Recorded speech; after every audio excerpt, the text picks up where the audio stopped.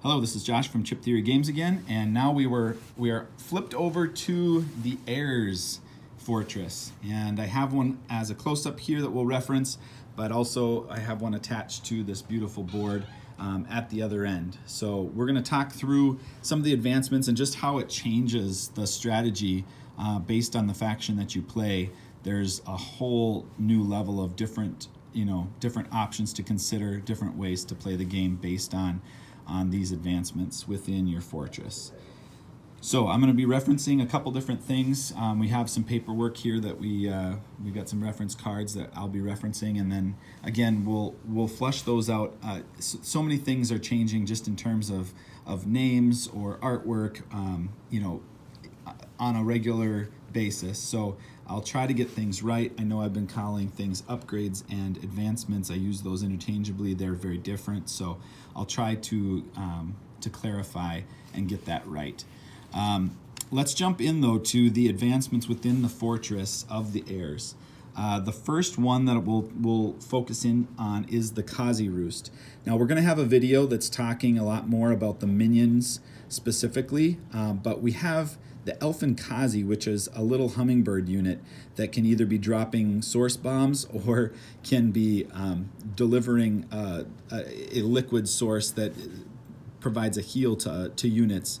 And so those units are instrumental because of the Roost trait.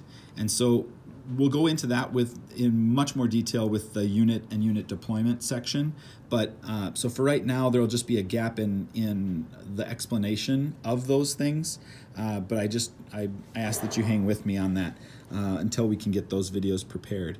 So the Kazi Roost, this is a progressive upgrade line. You need to go from 1 to 3, from Modest Nest to Sizable Nest to Royal Nest.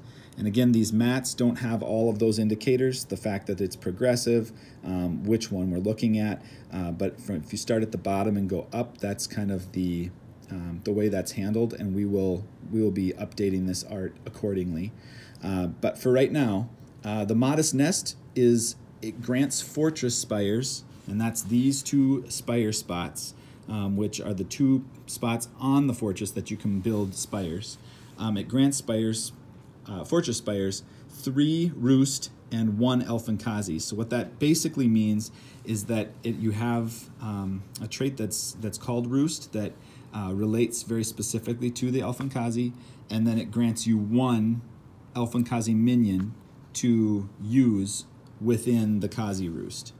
And it's all about this Roost range and how far the Elfin Kazi can travel. They travel different than any other minions, and we'll again go into that soon. The other 2 increase that Roost range to 4 and 5, and then also grant you additional Elfin Kazi to place there. And then it also grants you a die at the very end. The highest advancement grants you a die. These will all be, like I said, with the Brahmin. These are just obviously placeholders. They're all going to be unique, iconed dice specific to that advancement. But this one is all about artillery and dealing damage. Jump to the next. We've got the airstrip. The airstrip is really cool. It's the way that the Heirs jump around the board. So the airstrip the first unlock is it's progressive, and it's called Glide. Non-grouped units with flying may spend their first move to fly to an air spire in an adjacent hex group. Minions can only travel to spires that are touching a path. So with this, as you clear out your points of interest, this one right here, let's say we cleared this one out and we were able to build a spire there.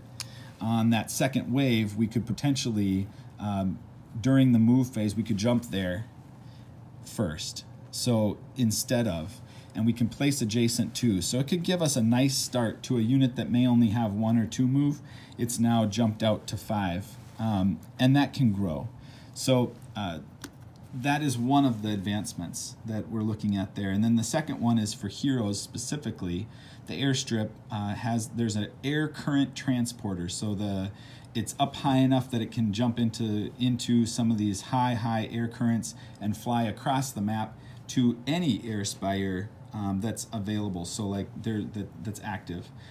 So a hero could spend their first move to jump quite far across the board and maybe get a hit or two in on a spire or a fortress after the minions have passed by. It's a real nice way to be moving all over the board. Let's keep moving to the stables. So as I mentioned with the Brahmin, much of the advancements there pertain to very specific units and getting them flipped over, so getting them to their upgraded side. Not a single advancement within the Heirs structures here deals with upgrading units. That's done in a completely different way out on the battlefield as you're fighting. If you deal enough damage to kill another unit that has a higher command or source point total than you, then you are able to upgrade instantly. So that changes all of the advancements within this fortress and makes it quite interesting because there's advantages to that and disadvantages. The stables do have some upgrades that pertain to units, but it doesn't actually flip the unit over to its upgraded side. The first one is called reserves. So with the stables, the reserves, when all minions of your faction are off the map, you may pay 3 source to deploy a joust minion adjacent to your foremost spire touching a path. So if you have a spire that you've been able to protect and it's up there quite a ways, you could then deploy a joust unit adjacent to it after all of your other units have been killed off.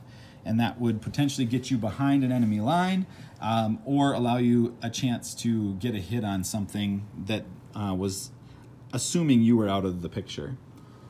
There's also joust training, which applies to you're able to roll and buff your leading joust unit as it deploys. And then Harrier training, which allows you to upgrade your Harrier unit by 1 health, each of your Harrier units. So that's a pretty massive upgrade that affects both the non-upgraded and the upgraded side of the unit.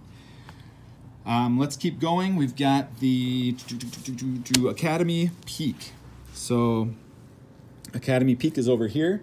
This has 2 advancements that are dealing with your fortress upgrades, or well, specifically, you've got graduation, which may upgrade a fortress twice in one single building phase.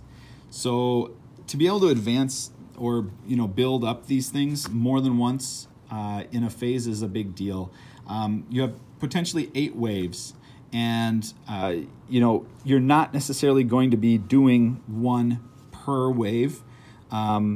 But for the Heirs, their advancements are cheaper on the whole than most other factions. And so it gives them the possibility of earning enough source that they could do 2 advancements instead of 1. And to be able to kind of fill this out a little bit further, we obviously, like our Too Many Bones games, we don't want any fortress maxing anything out in 1 game. And so we're keeping that to about 50 to 60% on average. So there's just so much strategy to be building in based on the events that happen in the game and, just the sheer amount of upgrades that you could, or advancements you could make. But this allows you to do more of them. And then the other is Master Training, which units will upgrade after a last hit kill onto any minion, not just ones with a higher source cost. So this removes that requirement of the upgrading having to only happen if you take out a minion that's stronger than you.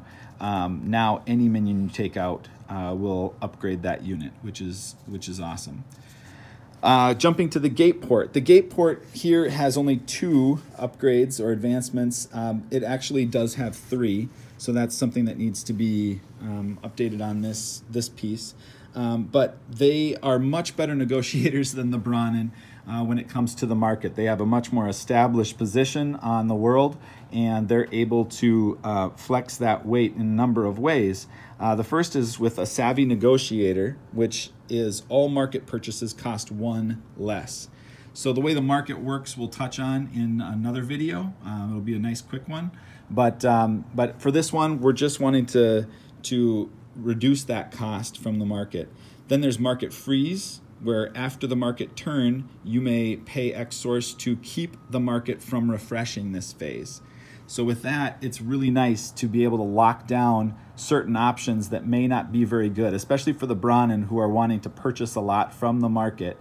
You can let the market kind of empty itself and freeze that market before the Bronnen can take advantage of it, and you just leave breadcrumbs on the board, which is nice. So that's where the market upgrades are. And then there's one last one called Sight Unseen. That market advancement is pay 3 source to randomly draw 1 market chip. So these market chips, again, could be anything from minions to heroes, which are usually the most costly because they're very instrumental in the game. And then you have the terraforming, which allows you to build different ones of those 3 hexes, 3 hex plots down on the map and reveal new points of interest. You've got equipment and all sorts of things can come from the market.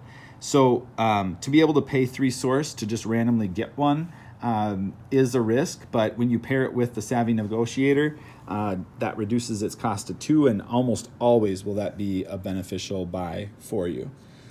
So if you want to prioritize the gate port, that's definitely a good strategy in most matchups. The Sanctuary is the final one, and that has Gate Repair. Pay 2 source to repair your gate for 1 HP once per wave. So it's a way for you to get your health back to your fortress after you've lost it on an unfortunate wave or whatnot. And then you have Unified Front, which is pay 3 source to roll a die and increase your command points by the result of this wave, which is awesome. Just gives you a way to kind of bolster your forces that you're deploying on a particular wave. And then Fortress Spires allows you to build 2 minarets with +1 attack in your fortress spots. So again, that's these 2 spots. It's a quick deployment, able to upgrade it immediately, and it will be at a discount. So usually a no-brainer unless you're not doing a lot of defending. And then you might want to spend those resources elsewhere. That's it for the Heirs, as quick as I can go on it. Just again to give you a bit of an idea of how asymmetrical these fortresses are, and just the depth level of what types of upgrades are available to you right out of the gate. Pun intended. All right, thanks everyone. We'll talk again soon on minion deployment.